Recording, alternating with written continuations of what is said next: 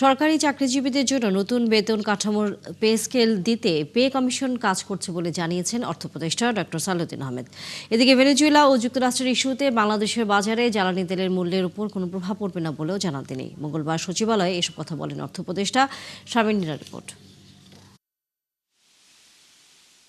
অন্তর্বর্তী সরকারের সময় গেল জুলাইতে পে কমিশন গঠন করে সরকার, যার উদ্দেশ্য ছিল সরকারি কর্মচারীদের নতুন বেতন কাঠামো নির্ধারণ করা। ত্রয়োদশ জাতীয় সংসদ নির্বাচনে যখন বাকি আছে প্রায় 1 মাস, তখন পে স্কেল বাস্তবায়নের অগ্রগতি সম্পর্কে জানতে চাওয়া অর্থ উপদেষ্টার কাছে। তিনি জানান, কার্যকর হবে কিনা তা নির্ভর করছে কখন কমিশনের রিপোর্ট পাওয়া যায় তার উপর। আমরা পে স্কেলটা পে কমিশনটা কাজ করছে, এরা একেবারেই একদম থামে নাই, তারা নিরবিচ্ছিন্নভাবে কাজ করছেন। তারা বলছেন, আমাদের সাথে যোগাযোগ করেছেন, কি করছেন না করছেন সেটা আমাদের ব্যাপার না।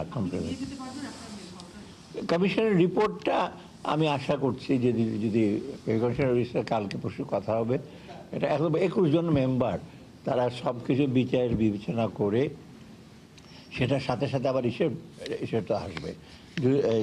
যারা কি জানি বলে জুডিশিয়ারি রিপোর্টটা আলাদা, আবার ডিফেন্সের জন্য একটা সাব কমিটি করতে আসে, ওটা 3টাকে ইস্যু করে আমাকে।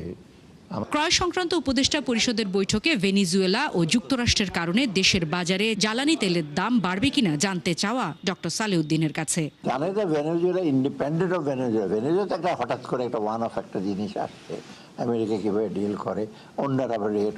তবে আমরা জ্বালানির ব্যাপারে একটা দীর্ঘমেয়াদী একটা পরিকল্পনা করা হয়েছে, কয়েকদিন আগে এটা প্রেজেন্টেশন দেওয়া হয়েছে। আমি উচ্চ মূল্যস্ফীতি নিয়ন্ত্রণে সরকার কাজ করে যাচ্ছে জানান অর্থ উপদেষ্টা। কেমন অর্থনীতির লিগাসি নতুন সরকারের জন্য রেখে যাচ্ছেন ইউনূস প্রশাসন?